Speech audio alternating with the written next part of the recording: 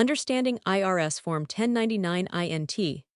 A step-by-step guide, IRS Form 1099 INT, officially titled Interest Income, is a crucial document for any taxpayer who earns interest from certain sources. The primary purpose of this form is to report to both you and the IRS the amount of interest income you have received throughout the tax year. It is generally issued by financial institutions, such as banks, credit unions, and brokerage firms, if the interest paid to you during the calendar year totals $10 or more.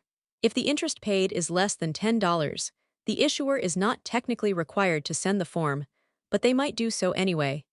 It is essential to understand that this form reports gross income, which must be included on your personal income tax return, Form 1040, Schedule B, etc.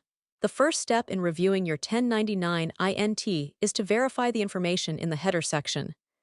The payer's information, the bank, credit union, or brokerage firm will be listed, including their name, address, and tax identification number (TN).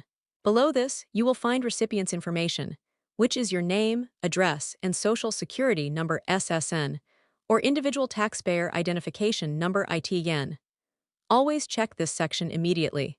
If your name, address, or SSN is incorrect, you must contact the payer immediately to request a corrected Form 1099 INT, as errors can lead to processing delays or complications with the IRS. The core of the form lies in the numbered boxes that detail the specific types of interest income you received. Box 1. Interest income reports the taxable interest you earned, which is the most common and typically the largest amount on the form. This figure includes interest from savings accounts, CDS, money market accounts, and most corporate bonds. Box 2. Early withdrawal penalty shows any penalty you may have paid for withdrawing funds from a time deposit, like a CD, before its maturity date. This is an adjustment you can deduct on your tax return. Box 3. Interest on U.S. savings bonds and Treasury obligations reports a special category of interest that is exempt from state and local income tax, although it is still subject to federal tax. For taxpayers with more diverse investments, boxes relating to tax-exempt income and foreign taxes are critical. Box 8. Tax-exempt interest reports interest income from sources like state and municipal bonds.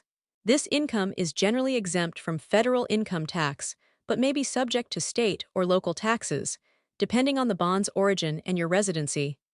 Box 9. Specified private activity bond interest shows a portion of the Box 8 amount that may be subject to the alternative minimum tax.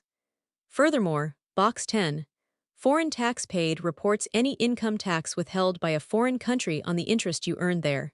This amount may qualify for the foreign tax credit, which can reduce your U.S. tax liability.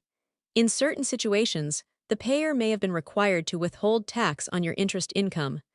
Box 4. Federal income tax withheld shows any amount that the payer automatically deducted and remitted to the IRS on your behalf, often through a process called backup withholding, which occurs if you failed to furnish a correct TIN. This amount is treated as a tax payment you have already made and must be included when calculating your total payments on your tax return. Boxes 11 to 13 address state tax information. Box 11. State withholding reports any state income tax withheld, which is relevant if you live in a state that taxes interest income. Once you have received all necessary 1099 INT forms, the final step is to accurately transfer the information to your federal, and if applicable, state tax returns. The total taxable interest income, mostly from Box 1, is typically reported on Schedule B, interest and ordinary dividends, of Form 1040. The interest from U.S. obligations, Box 3, and tax-exempt interest, Box 8, have specific lines on the main Form 1040 or Schedule B. It is crucial to use the information exactly as it appears on the form, even if you believe it is incorrect. You must receive a corrected 1099 INT from the issuer before filing if you find an error. Keeping accurate records and reconciling all 1099 INT totals will ensure compliance and prevent future issues with the IRS. We welcome you to subscribe to our YouTube channel for more informative videos on taxes and finances. Thank you.